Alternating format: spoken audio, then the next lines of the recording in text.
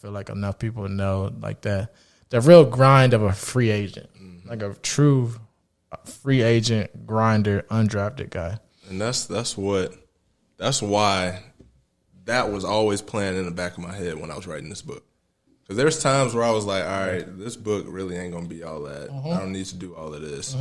But God shows up the most in the uncertainty. Because he's so certain, right? It's a gem. There's no if, ands, buts about God. Oof. But in the if, ands, buts about life, you need God. And so that was always playing in my head, bro. Man. Because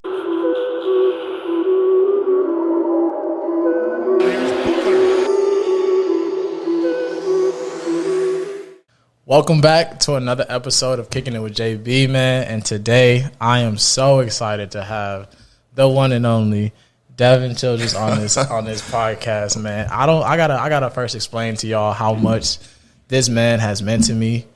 And when did we meet? When was it? Man, bro, that was in 2017. 2017. No, 2016. 2016. Yeah. So it's been 4 years. It's been a while now.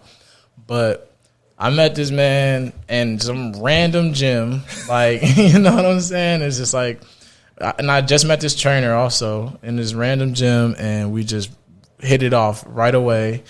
And this man has led me in so many different ways that I can't even explain to you, man. Like, I look up to this man. We are the same age, but I legitimately look up to this man. I call this man, like, I confide in this man. Like, he's my accountability partner. He's everything. Like, spiritual, like, my dog, bro. Real talk. And I'm just excited to have you on the podcast, man. I'm excited that I'm out here in the beautiful state of Texas, out here in Dallas, man, for the first time. It's so cool. I'm excited that we can do this in person. Yes, sir. Didn't have to do it virtually, man. But let's get into it, man. I mean, do you want you can introduce yourself. I know I just gave you the little oop. Man, sure. Well, it ain't really much to say now. Like, You're right. Okay. But no, man. I mean, I appreciate you. You know, I appreciate being on this with you. And, you know, since you started this, man, I told you that this going to take off, you know, and I believe in you. I believe in the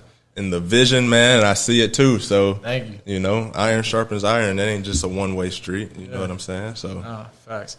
But let's get into it, man. So you are now an author. You yes, are an author, man, and I got my copy. You know what I'm saying? I made sure to get my copy. I support the homies, and I always support black business.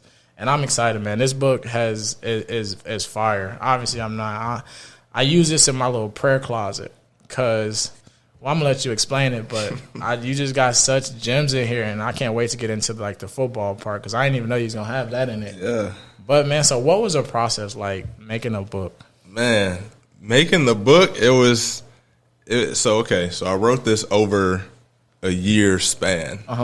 And, you know, what it first started looking like was just writing the first part, you know, and so the book is broken into about 3 different parts. Yeah. Right. So it's the epilogue, which is the reasoning why I wrote the book. Then you got the main chunk, which is just literally the scriptures.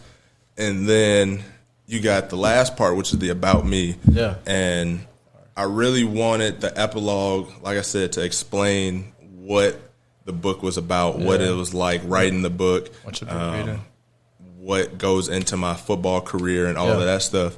The scriptures are, you know, I didn't write the scriptures. So the scriptures was just literally pulled from the Bible itself and put into all these different, it's just a compilation of scripture, right? And then you have the about me, and I really wanted to dive deep into that to make sure people know who I am, you know, more so than just reading about me from a book. You know what I'm saying? So, yeah, it was a journey, and so it started off, like I said, just writing a book, and so So did you know, like, I want to write a book? You always knew you wanted to write a book? No, I was gonna say, like, how did that come about? Like, you know what, I'm gonna write a book. Was this like a 2020 thing? Like, in quarantine, let me like write a book. You know what I'm saying? No, man. So I started writing it in 2019. Oh wow. But I started the making of the book started in 2016. Okay. So in 2016, when my final season of my junior year was over, and I was walking through the process of declaring early as a junior. Yeah.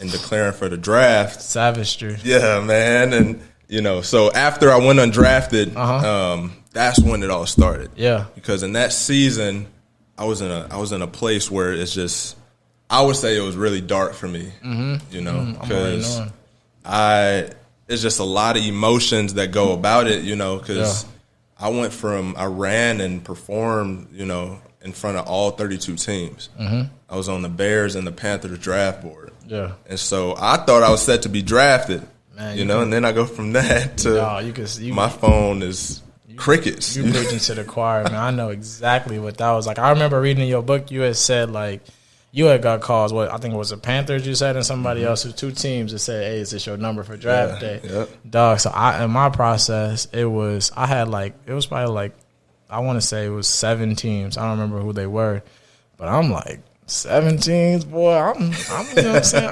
I'll go 7th round, 8th round. Good, yeah, bro. I'm like, you know what I'm saying? But I remember, like, do you remember that day, yo? Do you remember draft day? Like, do you remember what you was wearing? Yeah. Who you was with? What you were around? Like, man, watching them names get called. Everything. Watching those people in your position get taken before you, and just that growing, just that fire in you, bro. Like, I remember that day so vividly. I remember I was at my homie crib, like my mentor. My mama was there. My 2 good friends was there. And I was just I was so just down bad. Like, I was so sad. And what's wild is I didn't even get a priority free agent. Like, I didn't even get that. Wow. I got a tryout. Man. You know what I'm saying? I got 2 tryouts. And what's crazy is, like, this one team was supposed to give me the PFA, but then they went with another running back because that running back was cool with a higher up. Like, they went to the same college. That's how it happens, bro. Them connections, man. It's just, man, with everything. And just, like, that draft day and that whole draft process, man, was just so crazy. So what was your day like on your, like, watching the draft? Yeah. So I didn't even watch it, bro. To be completely honest, I didn't do a draft party. I didn't do none of that. I was with my fiance. No, she was my girlfriend at the time, but she's now my wife. I was with her in her dorm room. We was just sitting there watching movies, bro. Yeah. I was keeping up with it on my phone, because I knew I wasn't gonna go first round or maybe even second round. Yeah. I was hoping for them late 3rd, 4th rounds, and so. The first day, I'm like, all right, well, yeah, I'm chilling, and then second day, okay, well, let's see how it go, 3rd day, this the day I'm like, all right, something about to happen, and so that was the anticipation on the 3rd day for me, and once that final name was called, bro, I went numb, bro. I'm like, that's it? Like, this is it? This the end, bro? Can't be it. And, you say you got a tryout. I didn't even get that, bro. That's tough. They stopped, like, that's what I'm saying. Like, I went from running in front of all these teams calling me because I didn't have an agent. So I represented myself. So they was calling me. They was coming to my school to visit me. So you had to talk to these. I was talking to all of them, answering all the tough questions. Why you declare early, That's my next question for you. Yeah. That is my next question. So why did you? Man, bro. So, I'm in tune with my faith, right? Exactly. I'm real big in my faith, and I felt God was leading me to declare early. I think everything, all the chips fell where they were supposed to. Yeah. I did my thing in my college career, and I really felt a tug to go. It almost felt like God was telling me to stop playing football, but I knew that wasn't the case. And so I started praying about it, like, well, what does that mean? And so God opened my eyes to the draft process as a junior. Yeah. And I'm like, okay, this is it. You know what I'm saying? And so God was like, go declare for the draft. I feel it, and I heard it so vividly and loudly that I couldn't ignore it. Exactly. So I went, bro, and it was a process, man. Like, there was a lot of people who walked me through a process, and I'm forever grateful. I won't name drop, but there's a lot of big names that's in the league that I talked to and, was walked through that process. And that's fire. It was an experience, bro, that I'll remember for the rest of my life. but I'm not trying to have it end at that. You know what I'm saying? Exactly. So to tie it all together, because we went on tangents. I know we was talking about the process. I know it's talking about the book. Then the football is how it be, yo. And so with all of that, bro, like all of it, and then leading up to the draft day where I went numb, like when the name was called. Yeah. And, you know, I'm hoping that I would get a call for a tryout or bring in mini camp. Something nothing happened, bro. Love, so I went to that summer. You know, since I declared as a junior, I left school as a junior. And so no degree. Bro, I was prepared and ready to be in the league. I don't need school. So thankfully I finished my second semester. My spring semester. You already knew what you was doing. It's your first check. Like I was ready for life to change, bro. I feel you. And so I feel like, bro, in those like instances, like nobody can tell you different. Right. And it's like nobody can really tell you different. And people, I bet you there was definitely people that was probably like, yo, don't go. Don't do this. You know what I'm saying? My college coaches, my college teammates, bro. Most of my teammates, they stopped talking to me. Most of them was like, you turning your back on the team. Yeah, because you're probably the best player on the team. I remember, bro, one of my teammates, we was having end-of-season meetings, and one of my teammates, actually a couple of them was like, don't come to these meetings. Wow. I'm like, what? And so I went from being a captain on the team, leading the team in receiving yards, catches, you know, all of those things, touchdowns, and being a prominent person on the team, right? And that's not to toot my own horn, but exactly. I recognize who I was. Facts. And I did things off the field for a lot of these dudes. I bet. You know what I'm saying? Like without the spotlight on it. And how they switched. And they were just like, they switched up quick. You know, you turning your back on the team. And then my coaches was like, they tried to, you know, I met with one of my coaches, bro, like several times, and he was like, nah, man, you don't need to do it like this.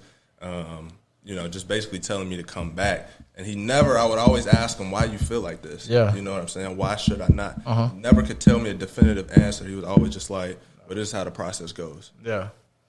No, I feel like that's where, when I was reading your book, I read that, and I hella related to it. Because I didn't leave early, but so I transferred after 3 years to Iowa for my last year.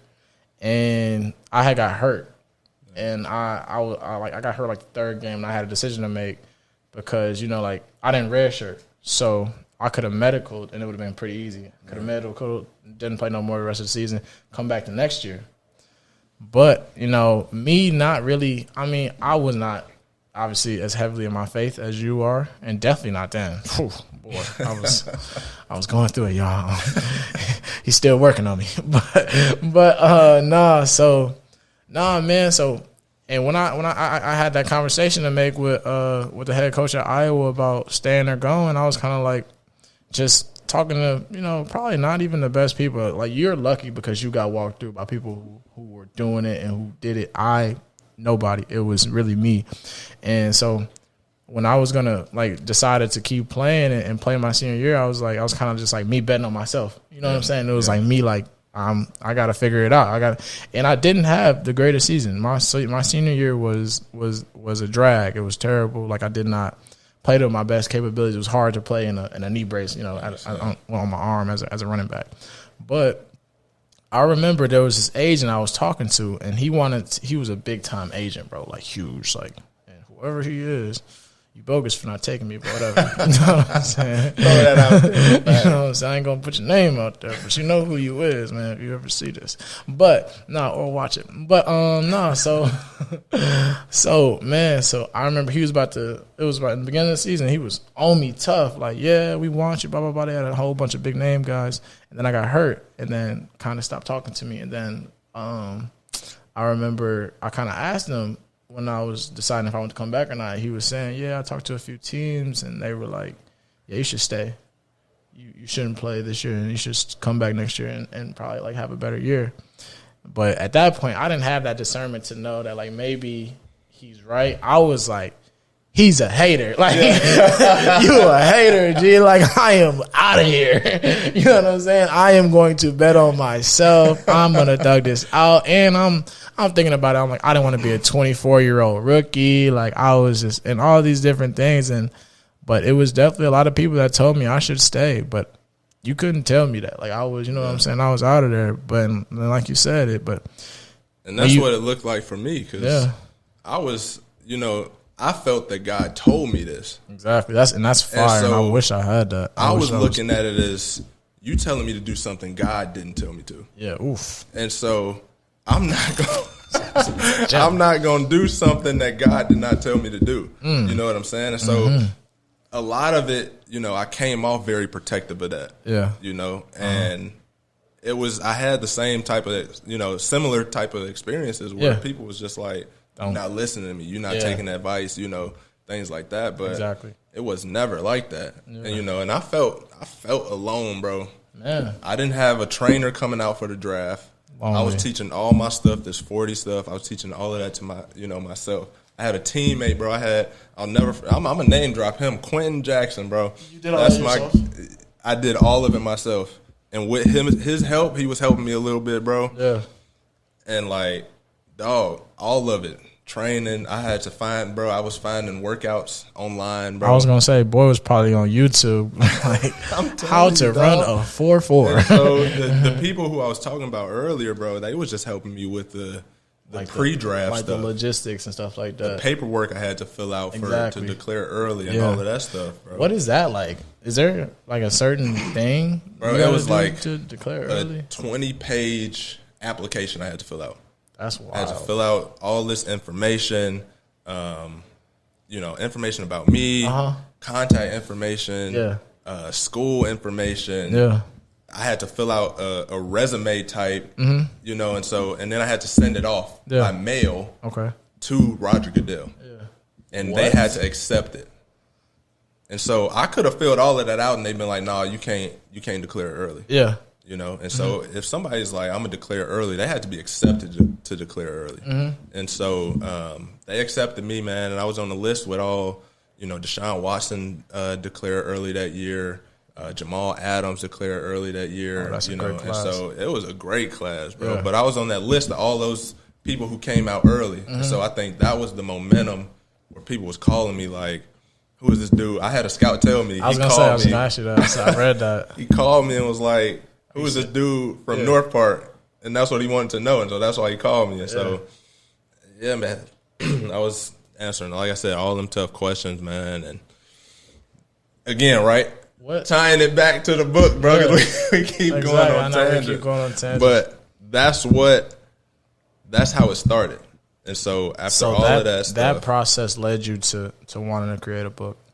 It led me to being deeper in my faith because I felt like I had nowhere else to go but God. That was my next question. And so once I started to take that initiative and take that step to be with God, God told me to read the Bible in its entirety. I had never read the Bible in its entirety. You know what I'm saying? I've always read books of the Bible. I've read bits and pieces, but I never read it from front to cover. And so I felt real convicted about it because, I have a calling to be a pastor too. Exactly. And so I remember, and I go deeper in my book, but I remember I was in my room where I was just in my head, right? And I remember that I felt like the enemy was telling me I can't be a pastor because I've never read the Bible in its entirety. You felt that? Yes, sir, bro. It was tough. And I started believing it. That is hard. But then, like that very next moment, I felt God was just intervening and was like, okay, well, let's do it. Yeah. And so I started reading the Bible in its entirety, and so I started writing little footballs next to scriptures that spoke to me. What's the timeline right now? This is after the draft. Summer 2017. So after the draft process and all that, and not getting no workouts or tryouts. Mini camps was going on, tryouts was going on. So you was really June. Like alone, yes, in the dumps, and living at home, bro. And the only person, like I said, I declared. I left early. I didn't have nowhere to go. I went back home. Exactly. And so I'm reading the Bible and writing little footballs next to the scriptures that spoke to me, and then I was on Google one day, and I typed in the name of the book, Scriptures for a Professional Athlete. Because I'm like, it got to be something out there for athletes. There's not. Nothing. At all. I came across blog posts that was... Nothing at all. Bro, I looked up on Google and not even Philippians 4:13, for I can do all things through Christ who strengthens me, came up. Wow. And that's like a scripture that a lot of people use. Steph Curry got it on his cleats. You know what I'm saying? Or on his basketball shoes. Yeah.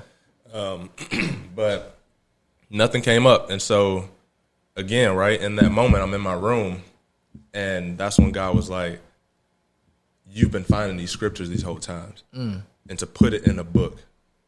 Because I was looking for a book, something I can have in my hand that I can read. Yeah. And, God was like, here it is all along. And so that's what led you to make this book. Yeah, man. And so that's really, so do you feel during that process that you grew the most in your faith? Definitely. Because I had to, in the stretching season and in the dark, right? The scriptures say that God makes beauty for ashes, right? And I felt like I was in my ash season. I felt like I was just down, and and it's crazy to think about a career can make you feel like that. Man. Not getting to where you want to be can make you feel like that, but that's real. Also, man, I feel like guys like us, football has been our life for so long, and then when it's like taken away, or you really get that like real business aspect of it, it's different. It's like a physical pain. It's like a mourning. You know what I'm saying? For like, real. You gotta learn You gotta learn to cope. And I feel like that's really what I'm going through right now. That's why, I'm doing this, this podcast. I'm out here. So it's just like it's that process of learning something new, or just what you believe that you were gonna do for so long is not like it's taken away from you. It's like, okay, what now? Yeah. You know what I'm saying? Yeah. And I feel like I always say I'll be going through them little baby depressions sometimes when I don't have football, which sucks. That's why I'm trying to figure out my purpose in other things, because I feel like for so long I let football be my purpose. You know what I'm saying? I kind of fell in love with ball and the love I got and the attention, and I just kind of let that. I thought that was real, but it wasn't. You know what I'm saying? I put so much of my purpose and all that into just kind of the world and a job. And I'll be really starting to realize, football is what I do. It's not who I am. Right. You know what I'm saying? Exactly. And I just think that's so dope that you created this during that moment of time, because I wish I had this book when I was going through it like that. You know what I'm saying? But I'm glad I have it now, because I'm still going through it right now. Yeah, I still read it. Yeah. You know what I'm saying? Like, so during that time, so what is it like now after all that? After, you know what I'm saying? You read the Bible, started going into the book. You still want to play, though. Of course. I know. So what is that process like, yo? It's staying in shape, man. That's the name of the game. Staying in shape, but you got to pay the bills. Yeah, man. So I think that's the toughest. It's very tough. I'll tell you what it looked like writing that book. Yeah. Because this year, I graduated this year, too. Because I went back to school. Appreciate you, man. I went back to school because, like I said, declared early for the draft, and I left school. So in 2019, for the fall semester in August, I went back to school, and I was doing everything online. Okay. So that was pre-pandemic. And the pandemic hit, and I finished my degree in May 2020 and wrote that book. Yeah. And so I was, 6 a.m., going to the gym, then going to work 9 to 6, then coming home, doing schoolwork, writing this book, trying to find time with my wife, eat something. If I was in bed by 12, that was a good day, bro. Stole you one. It was just crazy. A lot. And then, in that time after work, I'm trying to find time for connect groups at church, bro. Yeah. I'm trying to find time for my friends, for family, like all of it, bro. And so that's what I'm saying. Like, it's just, I recognize where I'm at, and I recognize what I have to do, because I'm married. I got a house. Exactly. I got responsibilities, but I also got goals. Yeah. Right. And that's the name of the game, like chasing your goals, but also being present. Oof. Because that was tough for me, bro. It was real tough. Like, understanding that I can't just do certain things. I can't just drop something. Man. Like, I have to take into account everything. Exactly. And so you got people that's counting on you, and I feel like that's what I struggle with a lot. And the fact that you can do all of that and still have time for your wife, still have time for your mental health, and still have time for your homie, still have time for connect groups, like just that compartmentalizing and being able to do that, bro, is tough. You know what I'm saying? Because I know right now it's hard for me to have relationships because I feel like I'm so focused on trying to achieve this goal. Yeah. And we talk about that all the time. We'll get into that. But it's just the fact that you can be so consistent and all that, bro, is really inspiring, man. I feel like that's really what has clung me so well to you, just like how consistent you are. G, you know what I'm saying? And like that's definitely something I look up to. And I think that's so just fire, man, because that's something I'm struggling with a lot is consistency and being able to realize that, hey, these relationships are important. You know what I'm saying? Having real relationships with people are important. That's what I should be. That's what my main goal is. I shouldn't be focused on what team I'm playing for next. You know what I'm saying? Where am I going next? But I just got to be more focused on being present, like you said. And it's so hard to be present. It's definitely hard. Because I've, always look forward. Like, you know what I'm saying? Yeah. The type that, I got honorable mention. Man, I want a first team. You know what I'm saying? It's like, and it's like, okay, what do I got to do now to get first team? Not even realize, not even soaking in the moment that I got, honorable mention. Right. You know what I'm saying? I'm already like, okay, that was cool. What's next? Yeah. And I think that's society nowadays is we just so goal oriented, right? Yeah. Which is not a bad thing. There's pros and cons it's hard. It's hard not to be. And so, you got to find that middle ground. I looked at, honestly, bro, the Bible tells us to be like Jesus, and he's the example for real. Because you think about it, he knew what was coming the whole time. Exactly. And so if he knew what the future was going to be like, but he was still present in the moments where he was with his disciples or in the moments where he was doing miracles. Yeah. You know what I'm saying? Like, if he wasn't present in that moment, it was like, well, I'm going to go to the cross anyway. Where would life be like now? Wow. So it was, I don't know, man. It's just, you got to look at things in certain ways, That's tough. Man, you got to recognize that you have a gift, bro.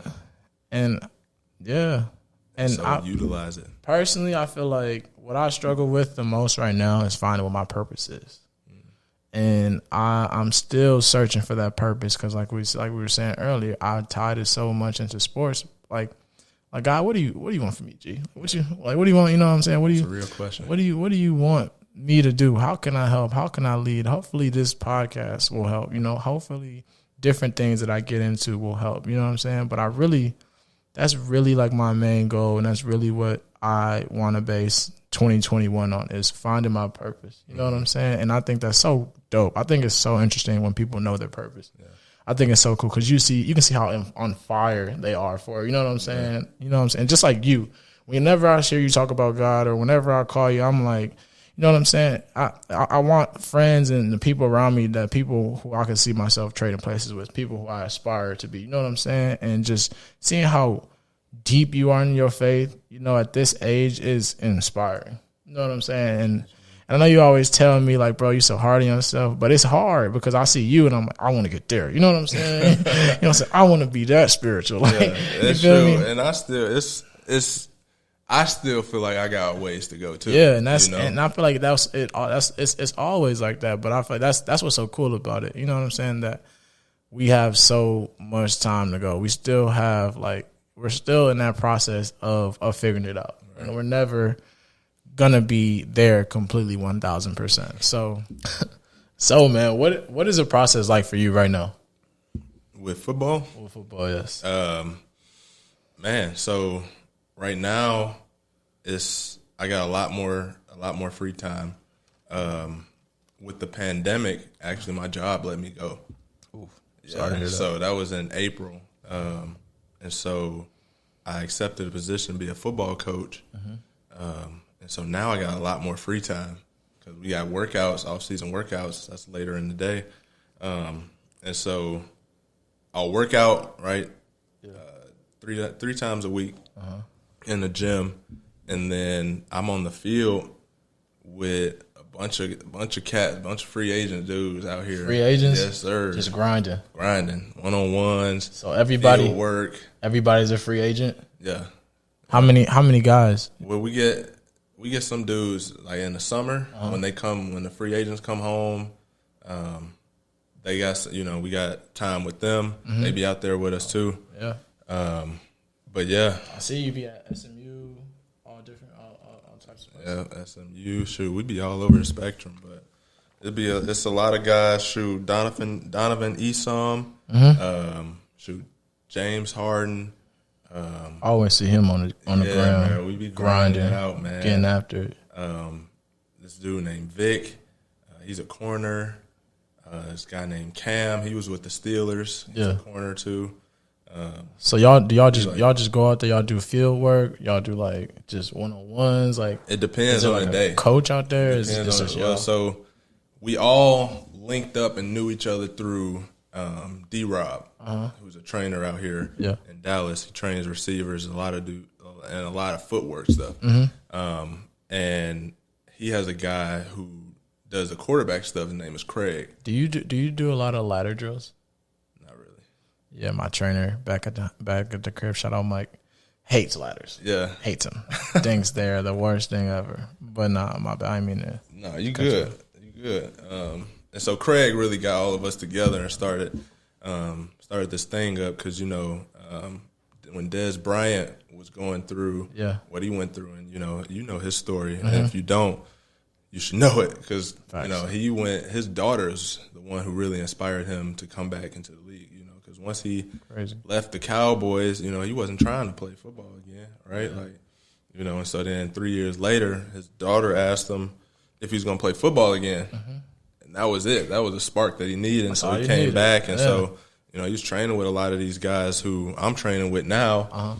And you see Dez Bryant got a shot, and so that's the mindset that we do when we go out in the lab. Like that's the mindset. It's work. This is work. This is pre-draft. Pre-work, NFL work. Exactly. And so that's how we treat it, and that's how we attack the field every day. Get after it. No, I'll be seeing you on the gram. You be having hella guys out there, and y'all be getting after it. Yeah. And that's dope, man. That's hard to find. And so we record everything because teams want to see that. And I honestly didn't even realize that. I never thought that teams really look at stuff like that. Right. You know what I'm saying? I never thought but you gotta what else are them scouts doing? You know what I'm saying? Like they probably watch your college tape, but when you get 2-3 years removed from college, that film is expired. They want it, exactly. You know what I'm saying? Exactly. You gotta archives for real. You gotta come correct. You gotta show a new body of work, and if you're not playing like in these other leagues or something like that, you gotta show these people that hey, I'm still working, I'm still ready. I'm still on call. Yep. But no, y'all be having some dogs out there. Yeah, man. So that's the deal, bro. You say you do that 3 times a week? No, I'm in the gym 3 times a week. We'll be on the field.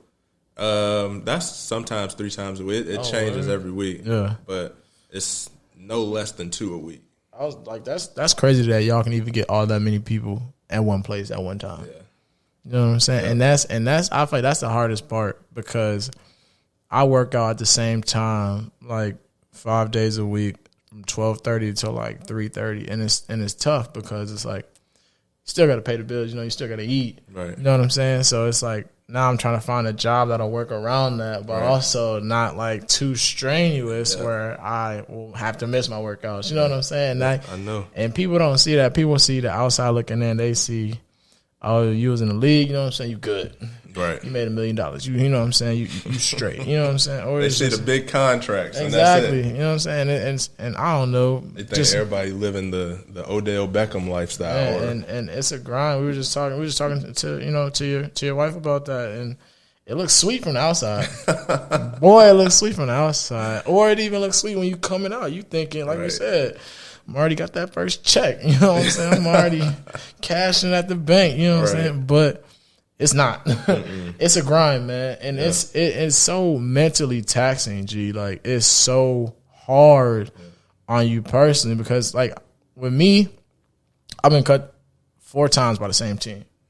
I remember when you called me and you got cut for the first time, and you was like, "Dog, I never been cut before." Like, I don't know what this like. I'm like, Nigga, if you don't, I'm like, if you don't get used to being cut, boy, like, that's part of the game. That's like, you know what I'm saying? That's like 2 + 2. Like, that is elementary. That is, you know what I'm saying? Grade school. Like, you will be cut.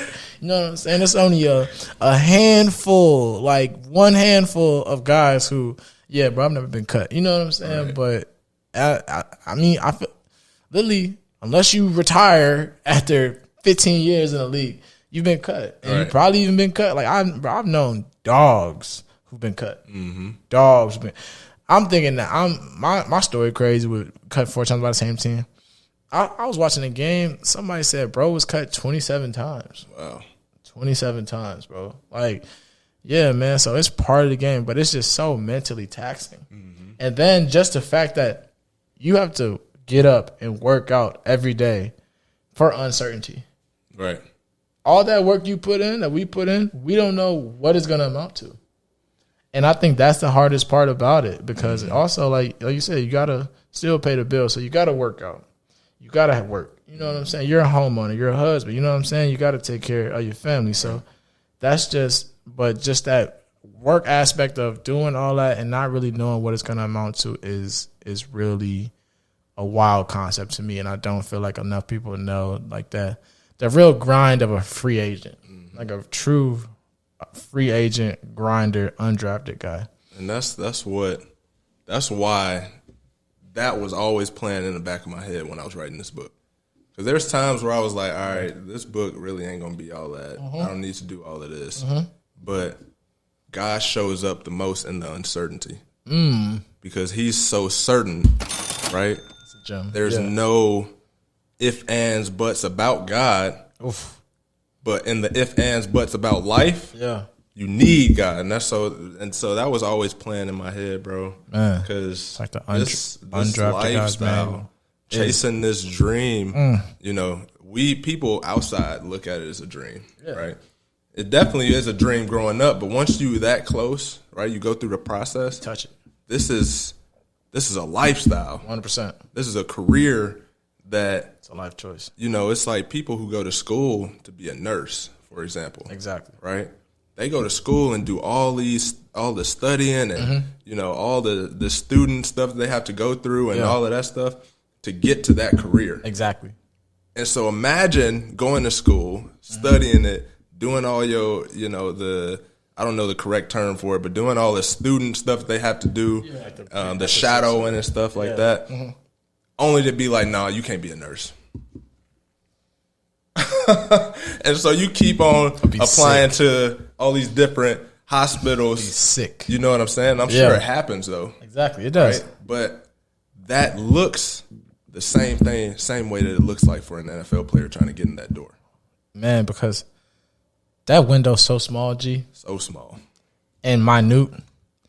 And I feel like I remember my first workout. I had got the 2 tryouts, but it was my first workout with the Raiders. It was me and another guy, and we was on our way to Napa. And bro was like, I don't even work out. But he had been in the league for, like, he said, I think it was like his 3rd or 2nd year. I was a rookie. It was my first year. But he said, I don't even work out, bro. Because he said it was one day where I was working out every day. Every single day, you know what I'm saying? But then nobody was calling me, so I kind of, you know, stopped working out. Right. I was here and there. Right. But then that's when the Raiders called. You know what I'm saying? And that's what is so tough about it because I was working out every day. Right. But I was, you know, a rookie. I'm like, I'm gonna make it. I'm getting it. You know what I'm saying? Right. It's easy. That fire is easy when you first coming out. Like, I bet your first year coming out, boy was in the gym probably 3 hours, 8 hours. You know, boy was working out 8 hours. You know what I'm saying? Go grinding. But now it's like, yo, like, you have to be able to, like, compartmentalize. You have to still get your work in, but also life goes on. Right. Life don't stop. Right. You know what I'm saying? And I feel like I get that question so many times. Everyone's always like, what do you want to do now? I'm like, I don't know. Yeah. I've been doing the same thing my whole life. I'm still figuring it out. I'm in the process of figuring it out. Yeah. But just having to be ready at any time. At any moment. You can, like, pick, like, you literally have to be ready at any point. You can be on vacation, feet in the sand, you know what I'm saying? And they call you, you got to go. Yeah. You know the moment you stop, The moment you be like, all right, I'm done. Yeah, I don't even think I'm going to stop hitting the field. I'm going to stop working out. That's going to be the moment they be like, hey, we need you. Bro, you know what I'm saying? Be like, yeah, you in shape? And yeah. Right. But, you know what I'm saying? You're going to have to prove it now when you get in front of them cameras. Man. So, that is the toughest part, is just that constantly having to be ready and that uncertainty. But like you said, it's a certain God. Mm-hmm. And that's why I feel like what's really grown my faith is I've stopped putting my purpose in, like, my thought process just like into being this football player, but being a better man of God, being more spiritual, and hopefully trying to stop being so lukewarm, because I hate being lukewarm. It's like a biggest pet peeve, and you know that. We talk about that a lot, yo, and I'm always like, damn, how can I be better? How can I be better? You know what I'm saying? But just being a lot more in my word, just in tune, I'm happier. You know what I'm saying? And I'm not so stressed, because it's easy to get down the dumps with this. Mm-hmm. It's easy to go down that rabbit hole. You know what I'm saying? Being cut 4 times. You know, doing my thing, thinking like, oh, I'm good. Somebody going to come get me. Nobody come get me. You know what I'm saying? Now having to go another place and playing in different places. But I don't realize until I get around other guys and be like, yo, I did a lot. I'm very blessed. Like, God has really, you know, blessed my situation. And I've done a lot of things. And there's some guys who haven't gotten to where I got to. Not saying that I got hella far or I'm better than anybody else, but I just got to realize that, like, yo, like, I've done a lot. I'm not saying I'm done, but like, can't nobody take that from me. Exactly. But it's just, I just got to stay the course and be grateful and have gratitude that I was able to do all those things and just keep going. Right. You know what I'm saying? Not get so stuck on where I'm not. Because in this profession, yo, so easy to compare. Mm-hmm. It's so easy to compare. Like, you probably watch football. I can't even watch football on Sundays. I get mad now. You know what I'm saying? Right. But you probably watch dudes and be like, bro, I could do that. Right. But I feel like that's the only, like, football is that sport, man. It's like, it's thousands of dudes right now at the crib that could do it. You know what I'm saying? Right. But opportunity and timing. Mm-hmm. If your opportunity and your timing not right, it's bad. You know what I'm saying? So it's like, but you just constantly waiting for that opportunity to present itself, but you got to be ready. Because if you're not ready and that opportunity knock, and you've been sitting at the crib with that other dude who been grinding, getting after it, you're going to be sick. Mm-hmm. You know what I'm saying? But nah, so to move it forward, if you can go back and change anything in your situation, would you? Man, would I? I don't think so. But if I had to go back and say what should have been changed, so okay, my freshman year of college, I went to a North Park University D3 school, and since high school, because when I was in high school, I got into a fight my sophomore year, and my school was not playing that. They sent me to an alternative school for a semester. For one fight. And so the counselor at my high school told me that if I went D1, I wouldn't be able to play unless I sat out a whole year. If I went D2, I would have had to sit out for a semester. If I went D3, NAIA, or JUCO, I could play right away. Apparently that came straight from the clearinghouse, the NCAA clearinghouse. I look back on it, I'm like, really though? Bro didn't know what he was talking about. so I went D3. I was like, I'm going to play right away. Yeah. And my freshman year, I had 14 touchdowns, bro. Set a school record and broke some other records. Yeah. And then I sent my film out. A lot of people don't even know this. I sent my film out to all these D1 schools. And Oregon University was the only school that got back to me. They told me I can do the preferred walk-on deal. Ended up not going. Yeah. Because a lot of different things, you know, money, their tuition was like $60,000. Tough. And I'm doing a preferred walk-on. Didn't know how I'd get out there, you know what I'm saying? And there was just a lot of different things. And when I was praying about it, like, I felt unpeaceful about going. That Oregon? Yeah.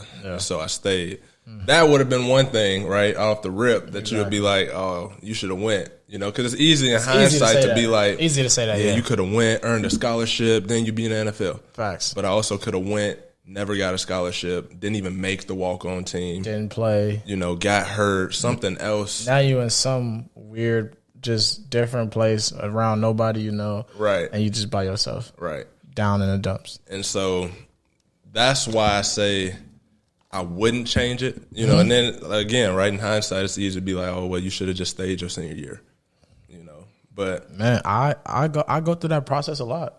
Because people always ask me that, like, would you have stayed another year if you could? And it's easy to be like, yeah, I should have stayed. Right. God would have went crazy. It would have been like, because I think my year I came out, I was in like McCaffrey's class, like it was like Kamara's class, like it was a crazy running back class. I remember that 2018 year, but or 17, whatever it was. But no, so it's easy to go back and be like, yeah, I probably should have stayed. Right. But like, no. Right. You know what I'm saying? Like everything happened for a reason. You know what I'm saying? I feel like I don't want to look back and have regrets, because the reason I wanted to go to Iowa, I wanted to play in the Big Ten. I wanted to play at the highest level. Not saying that Nevada wasn't. Nevada was dope. I had my best years, my best friends that I've ever created at Nevada. And nobody will ever take that from me. I graduated from Nevada. I am an alumni from Nevada. You know what I'm saying? But I wanted to play at the Big Ten. And I wanted to play closer to home. My mama couldn't go to no games in Nevada. Right. You know what I'm saying? Them tickets to Reno was expensive, and especially being a broke college kid. But she went to every Iowa game. You know what I'm saying? Right. And I just wanted to go so bad, and I never wanted to look back and be like, "Yo, what if I went to Iowa? What if I went, Big Ten? What would have happened?" You know what I'm saying? You truly gotta ask yourself, once you start thinking about that stuff, what difference is that gonna make?